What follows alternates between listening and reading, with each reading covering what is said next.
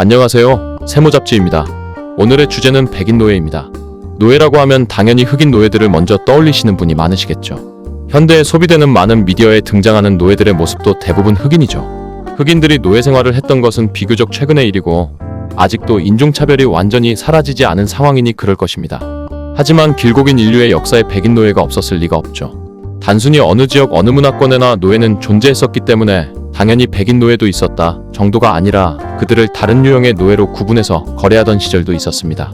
백인 노예와 흑인 노예가 동시에 존재했었고 그들을 같은 카테고리의 다른 상품으로서 취급했다는 얘기죠.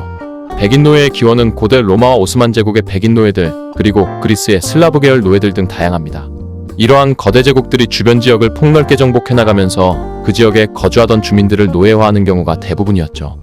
오스만 제국의 경우에는 노예 무역을 통해 국가 재정의 많은 부분을 충당하기도 했습니다. 또한 그리스와 로마에서는 이들의 역할이 우리가 흔히 생각하는 노예와는 많이 달랐다고 알려져 있죠.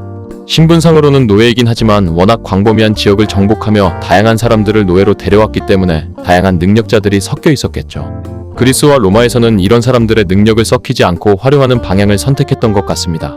아무튼 백인 노예는 이들을 기원으로 해서 다양한 형태로 분화되었는데 시간이 지나면서 그 역할과 지위도 계속해서 변화했죠.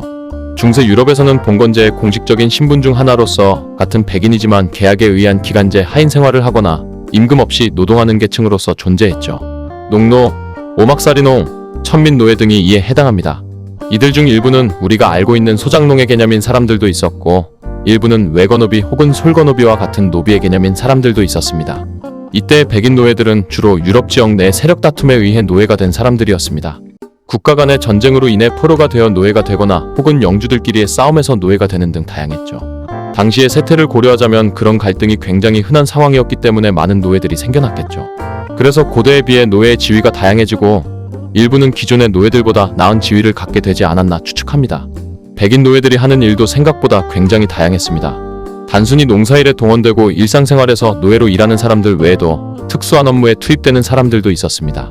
일종의 전문성이라고 하면 전문성이겠죠. 갤리선의 노예 노자비들이나 바이킹의 잡무를 담당했던 백인 노예들이 그 애죠. 그리스 로마뿐만 아니라 이집트와 페르시아 등지와 바이킹들 역시도 배를 움직이기 위해 또 배 위에서의 많은 일들을 맡기기 위해 이들을 노예로 부렸습니다. 유럽에서 노예로 잡힌 사람들은 주로 서아시아나 북아프리카 등지에서 노예로 거래되었고 이들이 이집트나 페르시아로까지 흘러들어간 것이죠. 유럽과 그 주변 지역의 뱃사람들 입장에서는 아무래도 비교적 가까운 문화권 출신이고 언어도 어느 정도는 통했을 것이기 때문에 노예로 부리기 좋았겠죠. 물론 배를 타거나 노를 젓는 일은 여간 중노동이 아니기 때문에 그런 일을 주로 하는 전문 노예로 발탁되었다고 해서 당사자들이 좋아했을지는 의문입니다.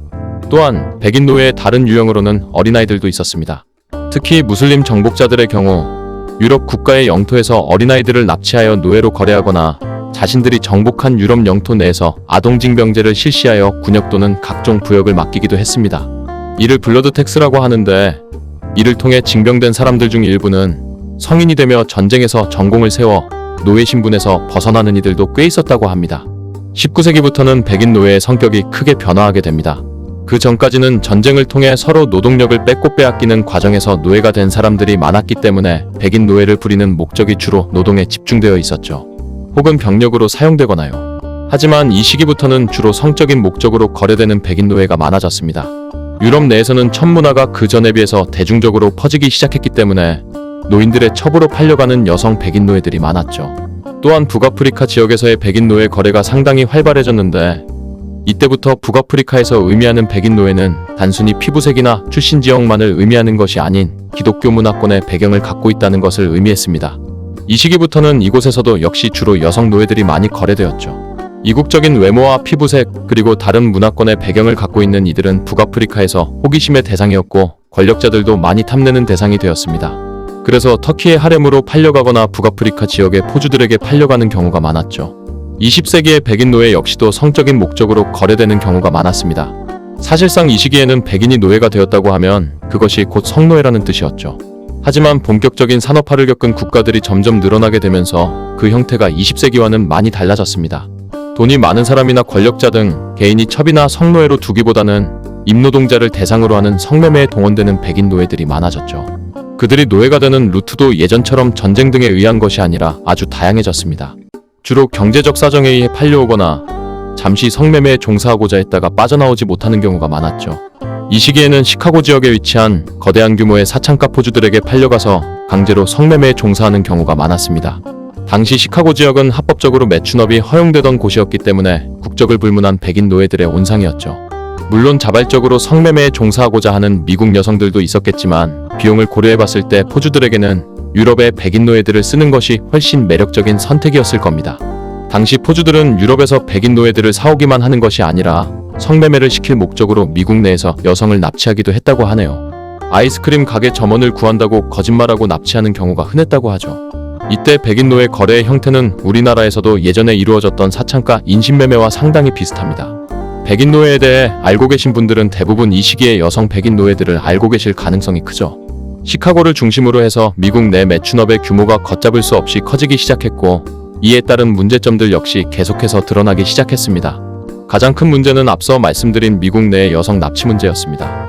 외국인 여성을 노예로 사와서 강제로 성매매를 시킨 것은 지금까지 큰 문제 삼지 않다가 자국민들이 같은 취급을 받는 일들이 일어나자 사회 여기저기서 비판의 목소리가 나오기 시작한 것이죠. 미국 정부는 이에 사창가를 관리 감독하기 위한 위원회를 설치하기에 이르죠. 위원들이 사창가를 방문해서 성매매 여성들을 면담하고 자발적인 본인의 의지로 성매매에 종사하고 있는지 묻는 등의 활동을 하는 것이죠. 그런데 여기서도 유럽에서 팔려온 백인 노예들은 보호받지 못합니다. 애초에 미국인이 아닌 백인 노예들은 이러한 면담에서도 제외된 것이죠. 이러한 대규모 사창가가 미국의 다른 지역 그리고 영국 및 유럽의 다른 나라들에도 확산되기 시작하자 각국 정부가 규제를 하기 시작합니다. 특히 유럽 내의 많은 백인 노예들이 영미권으로 팔려가서 강제로 성매매에 종사하고 있던 상황이었기 때문에 유럽 국가들이 적극적으로 행동하기 시작했죠. 자국 내의 매춘업에만 규제를 하기 시작한 것이 아니라 본격적으로 국제적인 협의를 시작한 겁니다. 그 결과 1904년 파리에서 유럽 대륙 내에서의 여성들을 대상으로 한 인신매매를 금지하는 협약이 이루어집니다. 이를 시작으로 해서 1910년에는 미 의회에서 성매매뿐만 아니라 백인 노예 자체를 금지하는 법안이 통과되기도 하죠. 영국 하원에서는 1910년과 1913년에 연달아 주로 남아메리카로 팔려가는 백인 노예의 거래를 금지하는 법안을 통과시키기도 했습니다. 영국의 경우에는 자국으로 들어오는 백인 노예뿐만 아니라 남아메리카로 팔려가는 자국민들도 많았기 때문에 미국보다는 좀 더 적극적인 조치를 취했죠. 이러한 일련의 조치들로 인해 인류역 사상 백인 노예의 존재는 공식적으로 사라지게 되었습니다. 노예가 아니었던 사람들과 같은 외모를 하고 있어서인지 근대에 들어오며 빠르게 그들의 권리를 찾아주게 되었죠. 하지만 이는 오로지 백인 노예에 국한된 것이지 그 외 인종에 대한 노예제도 자체는 이때까지도 폐지되지 않았죠. 아시다시피 백인들이 다른 인종을 노예로 부린 역사는 이 이후로도 한참 동안 지속되었다는 것이 아이러니하네요.